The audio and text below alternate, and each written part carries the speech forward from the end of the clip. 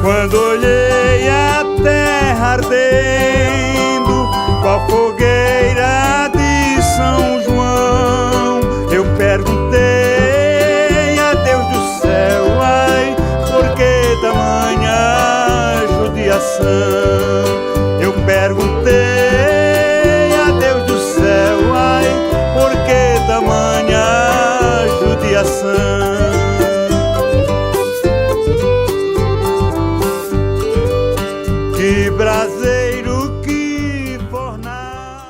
Vamos a dar inicio a este foro. Quisiera mencionar los nombres de todos y todas las compañeras y compañeros que están ahora aquí en la pantalla, pero esto lo vamos a tener que ir viendo poco a poco, así que no voy a aceptar esa tentación que tengo en este momento. Entonces vamos a iniciar con la conferencia. Como ustedes verán en el programa, la conferencia se titula Políticas educativas en tiempos de pandemia, tendencias regionales, disputa por la escuela pública. Recording in progress. Como ustedes sabrán, tenemos una hora para desarrollar esta conferencia en donde nuestros compañeros ponentes usarán 15 minutos de presentación y posteriormente abriremos una ronda de discusión para que ustedes puedan hacer sus preguntas. Pueden hacerlas por Facebook o en YouTube. Facebook está transmitiendo en español, YouTube en inglés. Así que lo pueden hacer y en esta plataforma Zoom también. Bien, dicho esto, pues tengo el gran honor y gusto de presentar a nuestros panelistas, que son la doctora Andrea Gasson de Canadá.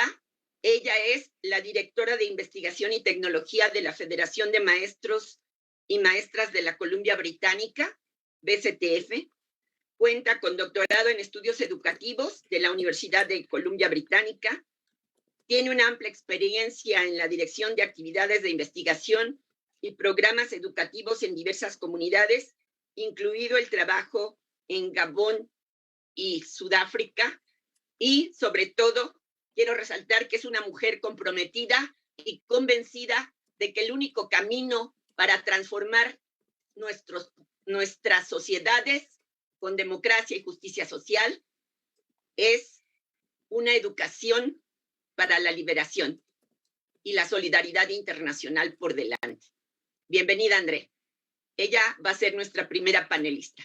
Adelante. Thank you, Mariluz. Muchas gracias, Mariluz. Hola a todos y todas.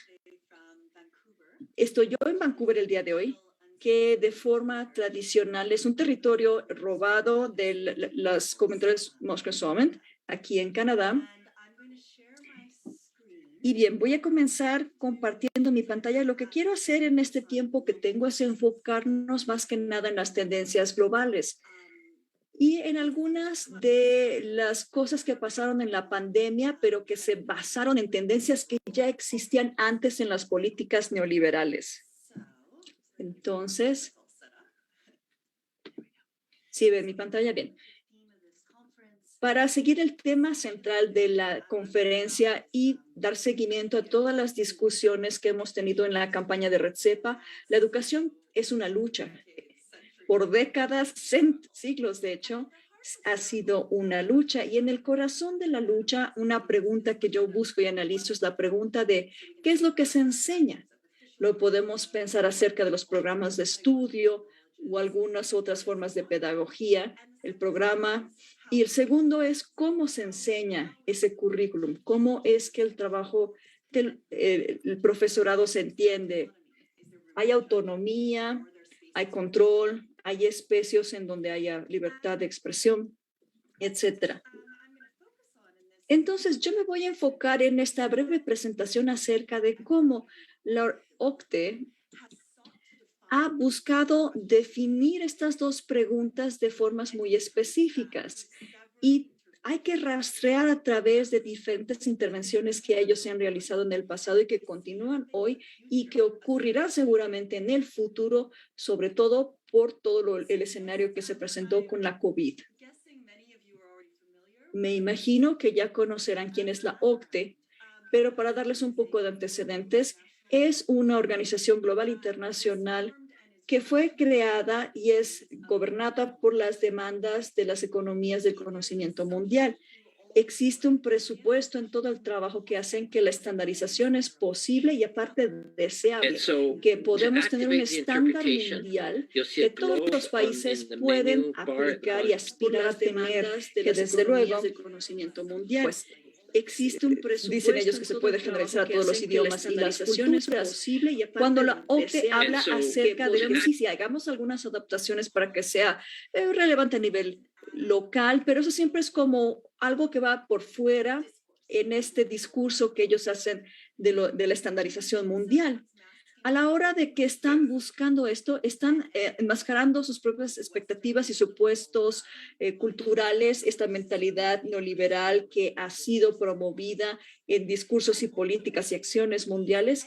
Y finalmente, estas iniciativas educativas se usan como una herramienta de gobernanza. Están buscando darle forma a las políticas educativas y también en la práctica, a través de todo el mundo, ya sea que tu país sea o no miembro de la OCDE, no importa, todo se supone que tiene que estar dentro de esta educación del sentido común. Los 3 puntos de los que yo quiero hablar, primero que nada, fue el programa para la evaluación de estudiantes internacionales, la prueba PISA, la prueba estandarizada que nosotros en la red CEPA hemos estado ya cuestionando y enfrentando desde el 2000, casi 20 años cuando se conceptualizó por primera vez. El segundo punto tiene que ver con el programa de educación 2030, que fue una expansión de las pruebas estandarizadas a una forma más globalizada de cómo entendemos, conceptualizamos la educación. Y al inicio de este proyecto empezó un marco de educación global, el que se está enseñando, lo mismo que los principios comunes para el diseño de materiales educativos, cómo se hace la enseñanza, y estos temas han tenido cambios importantes. Y recientemente el análisis ha sido acerca de cómo la OCDE ha estado aprovechándose de la pandemia como una oportunidad para imponer tecnologías digitales como la única forma en la que se puede hacer que esta agenda que no es nueva, pero que sí se promueva de formas más aceleradas. Entonces, les voy a hablar acerca de ellas. El programa de la evaluación internacional en el 2000 es un programa que cada 3 años se le administra a los jóvenes de 15 años en todo el mundo. Real life situations. So the initial focus in these tests was on mathematics, science, and reading. Parece I'm que hearing the Spanish la translation, and I'm not sure la traducción a why. español está pasando al canal de Se inglés. enfocan. ¿Alguien tiene problemas o ya está bien? Muy bien, entonces estábamos diciendo que lo que sucedió recientemente es que hubo un enfoque ampliado. Antes hablábamos de la escritura, la lectura, las habilidades académicas duras. Se empezaron a enfocar en diferentes áreas como la resolución de problemas complejos, la resolución colaborativa de problemas. Hay otra forma de influir y de hacer que este tipo de habilidades se puedan medir, es decir, que se puedan rastrear todos estos objetivos globales. El objetivo a lo largo de todo esto ha sido moldear las políticas de educación y lo que ha sucedido recientemente es que hay un nuevo espacio de gobernanza en donde uno nombra y vincula lo que está en la mente, lo que se puede enseñar con la economía. Es un enfoque muy ampliado de cómo se controlan todos estos aspectos de la educación. Probablemente el segundo punto es la movilización por parte de la OCDE. Cubrir esto de manera más amplia, los sistemas escolares. Pensando en todas estas preguntas que les presenté, el qué y el cómo, estas son las preguntas que el proyecto de la OCDE Educación 2030 hace. ¿Cuáles conocimientos, habilidades, actitudes y valores necesitan los estudiantes de hoy para crecer bien y moldear su mundo? ¿Y cómo se pueden utilizar los sistemas instruccionales para desarrollar eficazmente estos conocimientos, habilidades, actitudes y valores? Yo creo que parte de lo que ilustra todo esto es un ejemplo de nuestro concepto.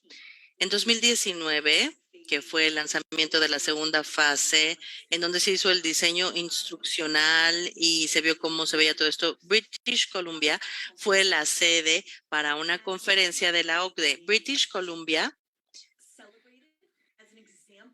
se celebra como un ejemplo de cómo esto se puede ver para otros países del mundo. Éramos un ejemplo. Recibimos gente de la Federación de Educación, profesores que trabajaban en las provincias. Tuvimos muchos representantes en esta conferencia. Y quiero darles una imagen que me parece que ilustra la tensión que se dio en todo esto. Había un escenario preparado al frente en la parte trasera del escenario.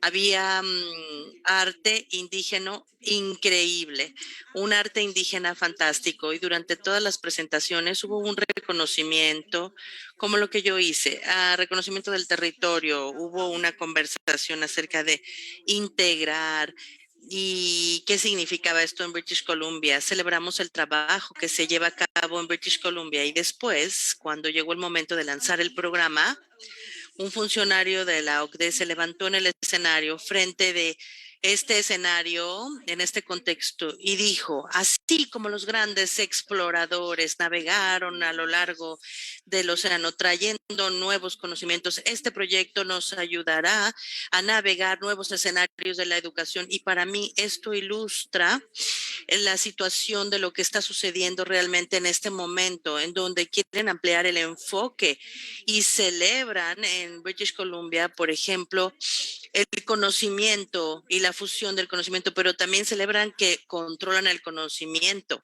y que lo encasillan en estas cajas. Un grupo de nuestros profesores que estuvo en esa conferencia había organizado un taller que habían desarrollado y que se ofrece a los profesores en toda la provincia, que se llama Miembros de Indígenas, que revelan la agenda política de la OCDE para la educación de British Columbia. Lo que están haciendo en este taller es que desestabilizan el curso y analizan el impacto en el contexto de British Columbia. Ven el juicio profesional y analizan lo que queremos celebrar realmente como educación pública en British Columbia. Eso es la educación 2030. Ahora me voy a ir al tercer punto de mi presentación, que es el enfoque aumentado dentro de la pandemia, que tiene un mecanismo para toda esta visión que surgió. Y en este enfoque que se publicó en agosto, vemos que hemos aprendido de la pandemia y vemos que la digitalización abre nuevas posibilidades para la educación y la tecnología tiene el poder de revolucionar la educación. Entonces aquí se apropian mucho del idioma. Y lo que ustedes pueden ver en este documento es 4 lecciones que surgen a partir de la pandemia. En primera instancia, vemos que la educación ahora se puede personalizar y se puede medir. Eso nos lleva de nuevo a la pregunta de qué es lo que se está enseñando. En tercera instancia, la enseñanza tiene que ver con facilitación y con la innovación. Esto tiene que ver con cómo se da la enseñanza. Voy a hablar acerca de cada uno de estos aspectos para ver algunos aspectos esenciales que tienen que ver con nuestra lucha por la educación pública. Hablemos de la educación personalizada. Dicen que la tecnología puede ayudar a adaptarse a las necesidades diferentes de los estudiantes y les da pues un sentido de propiedad acerca de lo que aprenden, cómo lo aprenden, dónde lo aprenden y cuándo lo aprenden. Y en el documento que especifica todo esto, se enfocan en los estudiantes que tienen necesidades especiales, ¿no? Por ejemplo, ahora pueden tener algoritmos para ver las necesidades específicas de esos estudiantes. Entonces, los estudiantes con autismo pueden aprender ahora porque la tecnología resuelve todos sus problemas, todas sus dificultades. Resulta que la tecnología es neutral, es incluyente y la tecnología es una solución para el contenido de la educación.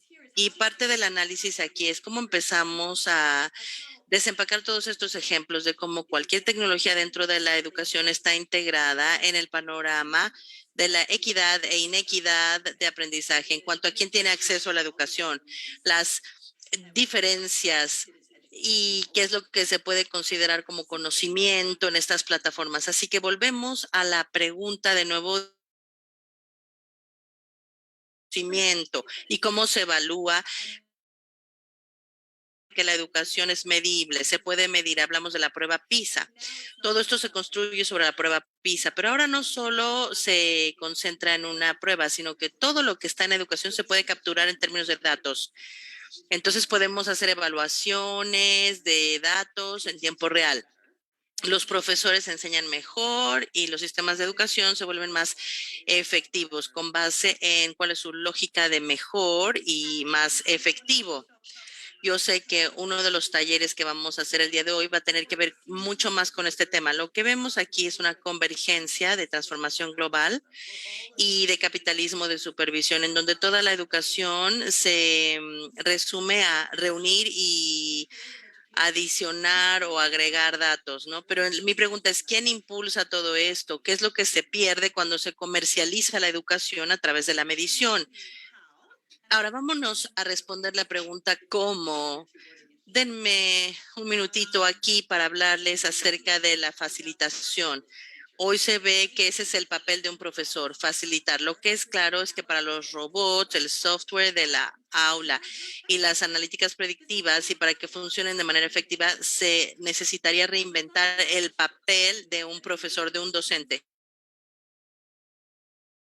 En PISA inicia con la educación 2030 de la OCDE, pero esta es la manera más explícita en donde vemos una continuación del mismo concepto. Esto se construye en el uso que va en disminución del papel de los profesores. Hay una ausencia total de relaciones y de cómo definimos la enseñanza de manera más amplia y afecta muchísimo el juicio de los profesores. Lo reducen a este punto de vista de la digitalización y la facilitación. El área final es la idea de la innovación.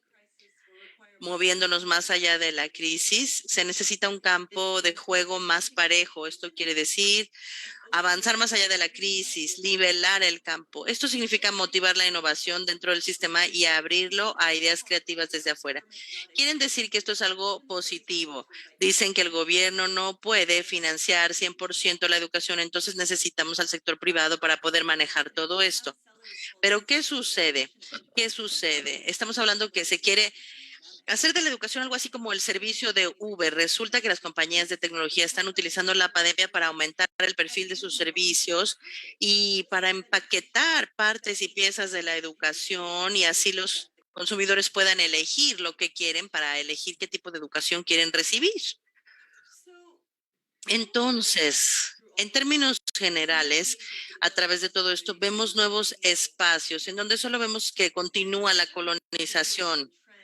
Hay discursos de colonización, hay tendencias dentro de la educación que nos lleva a la colonización. Como dijo como dijo aquel ponente de la OCDE, los grandes navegantes traen el conocimiento a través de los océanos. Entonces, lo que nosotros buscamos o esta gente busca es nuevos espacios de gobernanza mundial. Hemos creado todo esto a través de conceptos medibles, conceptos neutrales, sistemas de equidad, de igualdad. Ahora, ¿cómo se enseña? Todo esto se mueve mediante el diseño de plataformas tecnológicas que controlan y que cambian el papel de los profesores. Y todo esto se da dentro de un cuadro de neoliberalismo. Entonces, la pregunta es, ¿qué podemos hacer? Y aquí lo voy a dejar. Creo que el ejemplo que yo di acerca de los profesores que hicieron este taller, siempre lo tengo en mente. Mucho del trabajo que están haciendo en las aulas de British Columbia es ser disruptivos, cambiar la narrativa, ver cómo vemos que todo esto de la tecnología nos está afectando, cómo podemos desafiar los supuestos acerca de todo esto, cómo podemos definir. En el concepto de British Columbia, este no es un ejemplo de la visión 2030 de la OCDE. No, hacemos cosas muy bien hechas, pero no tenemos la visión 2030 de la OCDE. Y eso es importante, hay que cuestionar los supuestos, hay que movilizar y apoyar los procesos y conocimientos locales.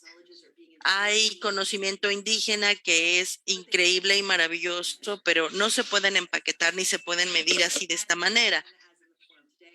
Así que hay que ver cómo podemos nosotros construir solidaridad para poder responder a los espacios de gobernanza mundial y luchar contra todo esto en conjunto.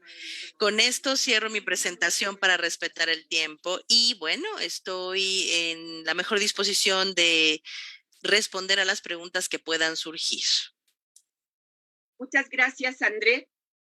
Y creo que dejas en la mesa una serie de temas muy importantes.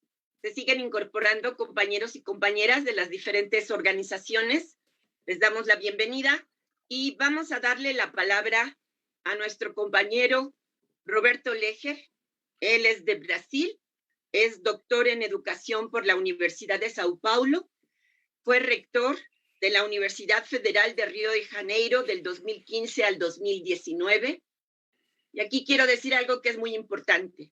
Fue secretario general del Sindicato de Profesores de Educación Superior de Brasil y es de los pocos rectores que tuvieron una posición sindicalista y después fueron electos rectores. Esto es excepcional y realmente nos llena de orgullo tenerlo aquí.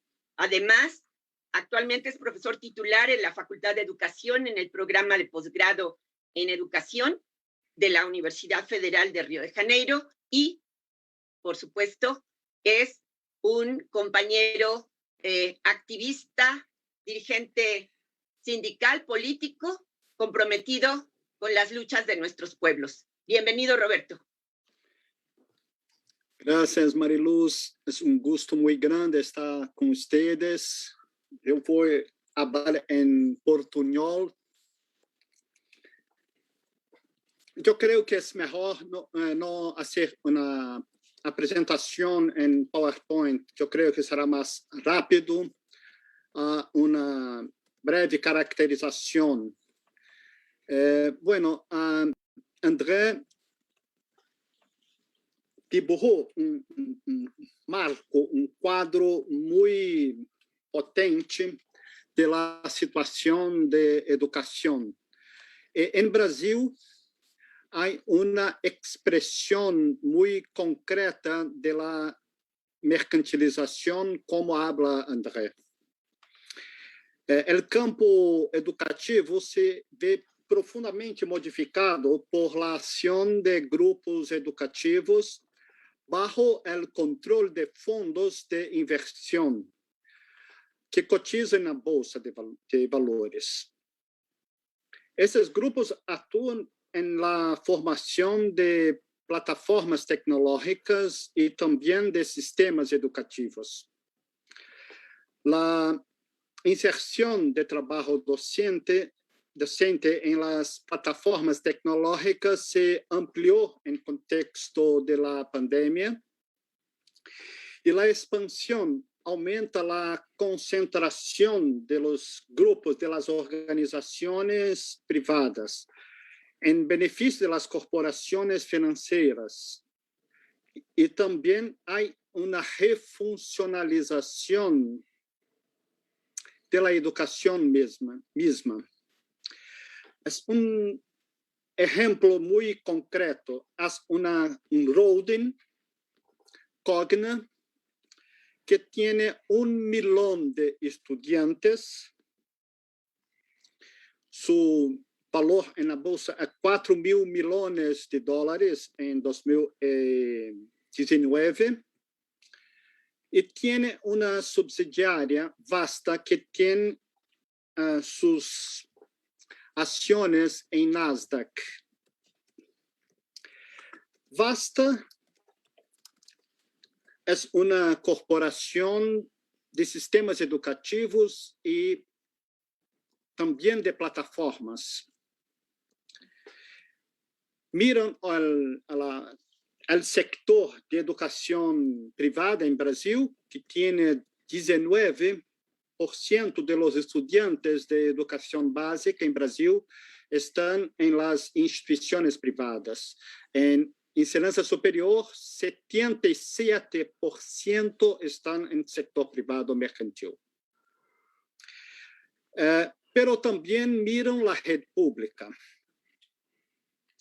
La educación básica en Brasil está sob responsabilidad de los municipios, 5.570 municipios, y también de los estados. De modo que la comercialización de plataformas, de sistemas de ensino, puede hacer un cambio muy radical en la educación cotidiana de los niños, de los jóvenes, en los municipios y también en los estados. Y las plataformas se ajustan mediante algoritmos. Esto es muy importante, André habló sobre esto. Es muy importante porque los algoritmos son performativos. Los algoritmos son performantes, hacen perfiles de los sujetos y los estudiantes son cambiados como perfiles. Yo creo que el caso de Cambridge Analytica es muy nítido sobre cómo operan los algoritmos.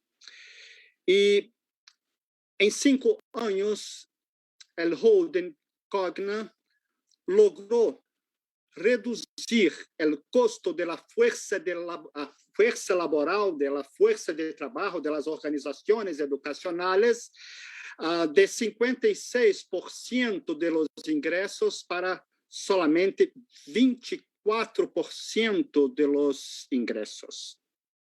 Hay un cambio en la intensificación y la tasa de exploración de trabajo. Una otra corporación, Laureate, yo creo que ustedes conocen, México también, hace uso de robots. Muy recientemente, en contexto de pandemia, demitiu miles de trabajadores cambiados pelos robots en programas de educación a distancia. Y muy recientemente, el holding Cogna hace una parcería, un acuerdo con una gigante de telecomunicación, TIM, creando una startup amplia para desarrollar cursos más livianos en que las clases tienen duración de 10 minutos. Pero lo que es más importante es que los cursos son definidos pelos perfiles desarrollados pela corporación de telecomunicación. Entonces, para perfiles distintos, cursos de grado, posgrado, extensión distintos. Y también hoy estas corporaciones están formando a la gran mayoría de los maestros de la enseñanza básica en Brasil. Hoy el sector privado con educación a distancia, 75% son vinculados a los fondos de inversión. Tiene hoy 633.000 profesores en formación. este es un cambio también muy estructural, porque son la gran mayoría de los futuros maestros, maestras son formados en las corporaciones. Y esto solo es posible en un contexto de guerra cultural, de gobierno Bolsonaro, que hace una combinación muy peligrosa de guerra cultural con un neoliberalismo extremo. Hoy, a Comisión de Investigación Parlamentaria hace su relatorio, su relato, y hace una cualificación de que Bolsonaro cometió un crimen de lesa humanidad. Tiene hoy 610.000 personas perderam sus vidas en pandemia. De los estudiantes, 70 millones de estudiantes que tenemos en Brasil, en todos los niveles, cerca de 50% sin acceso a infraestructura de Internet y también sin condiciones materiales para hacer sus estudos por medios virtuales. Y esto hoy cambió el sistema de ingreso en educación superior. Hay un examen nacional para ingreso en las instituciones de enseñanza superior, que hubo una reducción en un año de 5,7 millones de estudiantes hasta cerca de 3 millones de estudiantes. Y sobre todo los jóvenes negros, pueblos indígenas están apartados, están muy lejos de la posibilidad de hacer este examen. Entonces, hay un movimiento muy estructural de segregación.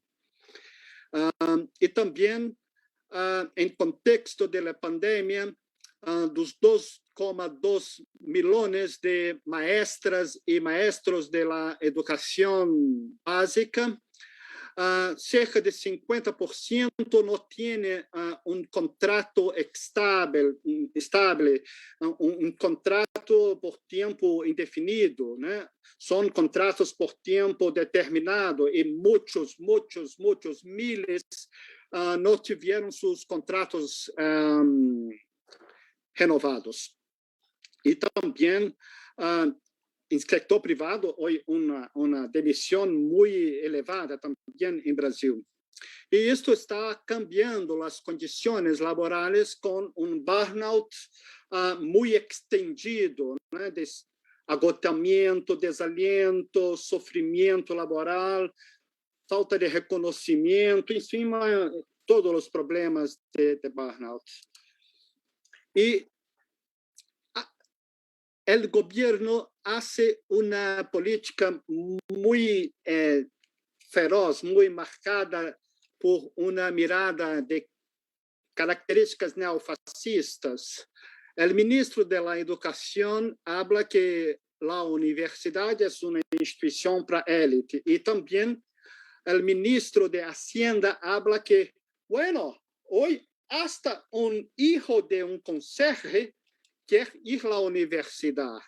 Y el presidente habla de las cuotas raciales como un movimiento en que los estudiantes menos inteligentes reducen la calidad de la educación brasileña debido a su naturaleza humana inferior. Esto es muy claramente expuesto recorrentemente por presidente. Y a la ciencia é concebida como uma ficção verbal a serviço do marxismo cultural. Então, este ambiente é muito feroz, muito duro. Para concluir, eu creio que é muito importante resgatar uma dimensão de Paulo Freire. A extrema-direita, por meio de los think tanks, de Facebook, Twitter, WhatsApp, por la performaticidad de los algoritmos, logró desencadenar disposiciones de pensamiento muy reaccionarias que están en la sociedad brasileña, racistas, patriarcales, homofóbicas, elitistas, en suma, de todos los tipos, que el mecanismo de accionamiento de las disposiciones de pensamiento cambió el sentido común. Yo creo que este es el principal problema de la educación política en Brasil. Y Freire hablaba en cambiar o que él denominó de consciência intransitiva, uma consciência ingênua,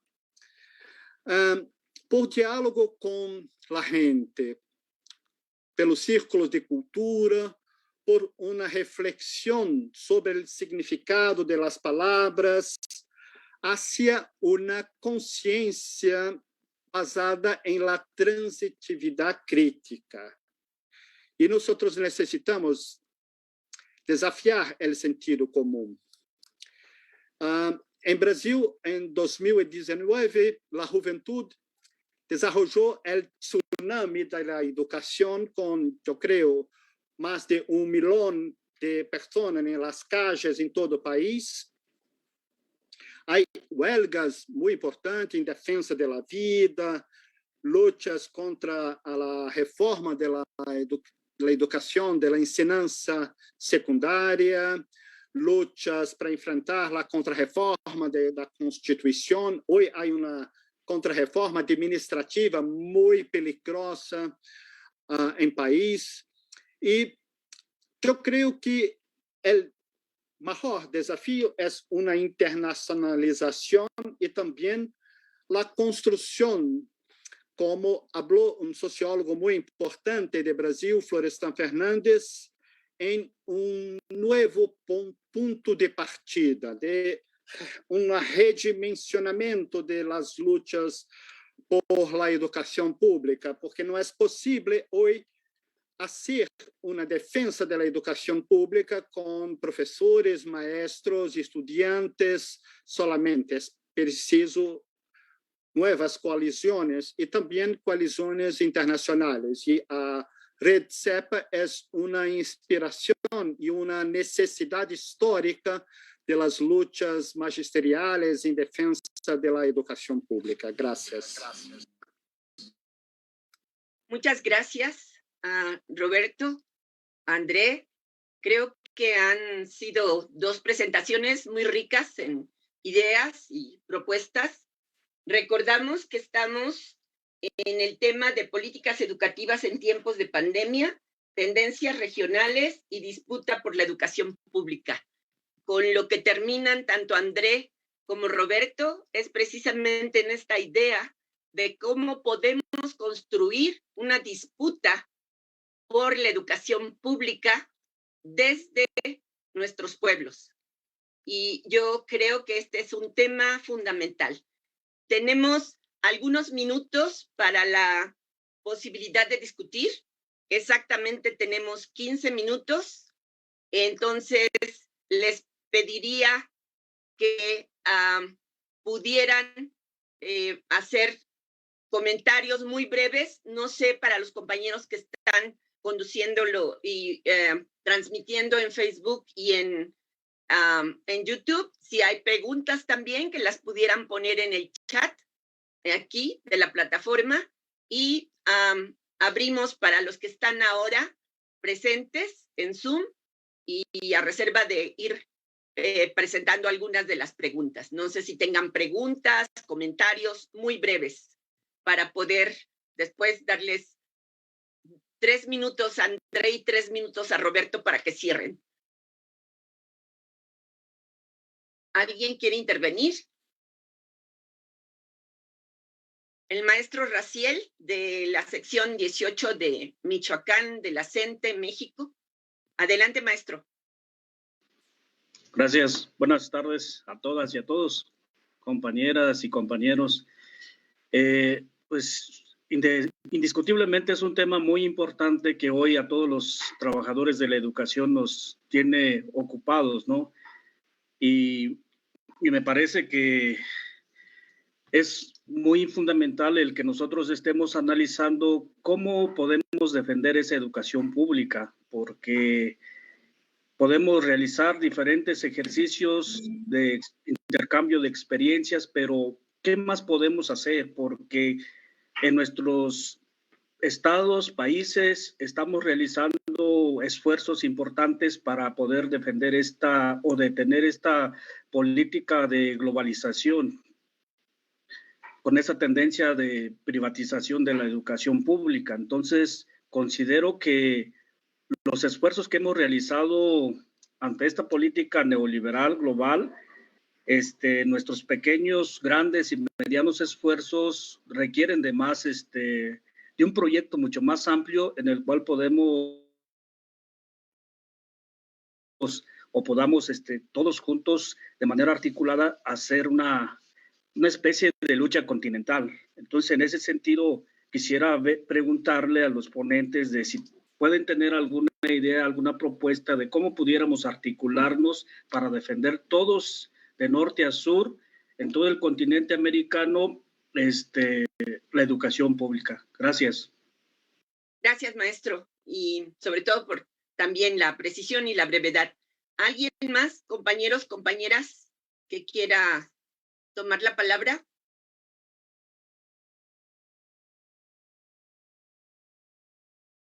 ¿No? ¿Tenemos algún comentario en Facebook o en YouTube? Muy bien. No, tampoco. Bien, entonces lo que vamos a hacer es, si les parece, sobre la pregunta que plantea el profesor Raziel, pediríamos a Roberto y a André, si quieren en el orden que intervinieron, primero André y luego Roberto, para unos minutos, 3 minutos cada quien, 4 máximo, para poder cerrar a tiempo. ¿Sí? André. Thank you for the question. And Muchas gracias por la pregunta. Para mí, ese es el trabajo. Eso es lo que queremos con la solidaridad internacional. Por eso estamos hoy aquí. A mí lo que siempre me llama atención cuando tenemos estas conversaciones internacionales es que este discurso global, cómo ha intentado como con mucha prisa hacer como una imagen muy específica de que la educación se puede globalizar cuando no todo se puede globalizar. Y muchas veces esto de cuando nos reunimos, a lo mejor cuando hablamos de las diferencias, hablamos de las realidades, hablamos de lo que ellos dicen que no funciona y buscamos cuestionar ese sentido común que se nos quiere imponer. Yo cuando escucho a el profesorado de otros países hablar acerca, y bueno, estoy viendo aquí una lista, ¿no? Del profesorado aquí, los maestros en la Columbia Británica. ¿Cómo lo vemos? Lo que dicen ellos cuando hacemos encuestas de opinión, pues tienen burnout total, están cansados, falta de autonomía, se sienten desvalorizados, atacados, menospreciados, precarizados, y entonces no pueden ellos conectarse con procesos más globales. Pero es lo que necesitamos para que eso que ellos llaman lo global ya no sea tan globalmente aceptado, que veamos que tampoco se puede imponer algo global en un mundo tan diverso como el nuestro. Roberto, por favor.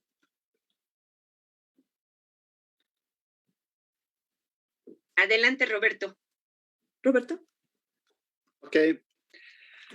Es muy buena la reflexión de Raziel. Un punto yo creo hoy central es un movimiento continental para prohibir las corporaciones de capital abierto con sus acciones en bolsa de valores, proporcionen educación en nuestros países. China, muy recientemente, desarrolló una regulamentación muy dura impedindo que las corporaciones, plataformas, sistemas de enseñanza actúen la formación básica en China, la enseñanza básica en grado, posgrado, las licenciaturas. Yo creo que esto es hoy una inmensa prioridad. Segundo, seguindo la reflexión de Raciel, la coalición de sindicatos, movimientos estudiantiles, asociación de universidades, como acá en Cone Sul, de Grupo de Montevideo, como nosotros desarrollamos en contexto de ALCA, de Área de Libre Comercio de la América, que hablamos de un movimiento muy robusto en toda la región, con los pueblos indígenas, tratando de temas de agua, de biodiversidad, en suma, de los derechos de los pueblos, de enseñanza pública, contra la mercantilización. Yo creo que el avance internacional de la extrema derecha está nos interpelando a desarrollar un nuevo momento de las luchas contra ALCA, pero con otra configuración. Mas la metodología y los objetivos están ya muy bien colocados en nuestras experiencias. Hay que colocar esto en acción. Gracias. Gracias, Roberto. Bueno, a mí me parece que tenemos un reto muy grande, efectivamente, y esta es una pregunta central, la que plantea el profesor Raciel. Yo, en lo personal, por la experiencia de trabajo que hemos tenido y de luchas, me parece que el camino tiene que ser un poco como lo que están planteando, reconociendo la diversidad de los esfuerzos que ya se han realizado en la construcción de redes, de articulaciones. Aquí tenemos presencia, yo lo dije al principio, de compañeras de Red Estrado. Tenemos presencia de compañeros y compañeras, dirigentes sindicales que son parte de la Internacional de la Educación de América Latina, que es otra manera de agrupar. Por supuesto, estamos los de la Coalición Trinacional en Defensa de la Educación Pública, México, Estados Unidos, Canadá, que somos parte de la Red Social para la Educación Pública en las Américas, pero sabemos que también, por ejemplo, hay otros esfuerzos que están haciendo para una, no sé si le llaman Coordinadora Continental de Luchas Magisteriales, algo así. Creo que Raciel está dentro de ese proyecto, la sección 18, y los esfuerzos que ha hecho la CENTE en México. En fin, yo creo que esto es lo primero, reconocer la diversidad, valorar los esfuerzos, porque no es que ahora con nuestra organización empieza. Son procesos históricos que tienen mucho tiempo y que han sido muy importantes. Y que aún con las diferencias que tengamos, tenemos que reconocerlos y valorarlos. Lo otro que yo pienso es que necesitamos profundizar el conocimiento de los procesos actuales. No es lo mismo, como decimos coloquialmente, 20 años después. Es decir, las tendencias pueden ser similares. La privatización camina, pero no es la misma privatización. No son las mismas estrategias. Es más, yo creo que pasamos en términos de la acción colectiva de la idea de frentes sindicales como lo fundamental a la construcción más social de experiencias con trabajo conjunto entre sindicatos, movimientos sociales, comunidades. Yo creo que aquí hay ejemplos desde Chicago, por ejemplo, desde la CENTE, por ejemplo. O sea, esto es muy, muy rico. Entonces, creo que esto nos lleva a que en este foro reflexionemos sobre esto, porque la Red CEPA sí ha tenido una cualidad. Ha buscado siempre la confluencia, participar, invitar, buscar que podamos tener como una especie todos de un paraguas grandotote que nos proteja, pero al mismo tiempo de una lluvia intensa que corra y fluya. Entonces, creo que esto es muy importante. Bueno, perdón, la maestra Cecilia, tenemos un minutito, 3 minutitos. Adelante, maestra. Buenas tardes, perdón. Yo me quedaría con el planteamiento de la ponente inicial. Creo que el conflicto, más allá del avance de la privatización de la educación, está en qué enseñamos y cómo lo enseñamos. Creo que sí es necesario empezar a pensar desde la idea o desde lo que nos plantea Paulo Freire, ¿no? Esta idea de la praxis. Y creo que este foro tiene que ir hacia esta idea, ¿no?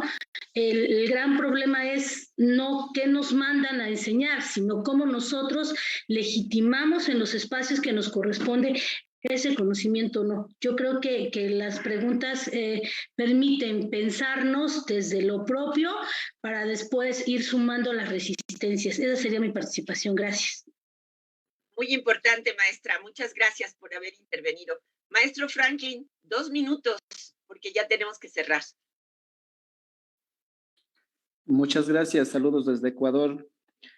3 puntos muy rápidamente. El hecho de que los estados den una mala educación, esta se privatiza y son muy altos los costos a todo nivel, de tal forma que se enriquecen muy pocos y esto deslegitima de alguna manera la educación. Lo otro, en estos espacios me gustaría que puedan participar docentes que están en territorio incidiendo en la educación y haciendo que las políticas de Paulo Freire se den, el aprender haciendo, la pedagogía de la pregunta. ¿Cómo incidimos nosotros a nivel internacional, a nivel mundial en estos espacios para que este mensaje llegue al territorio? Y finalmente,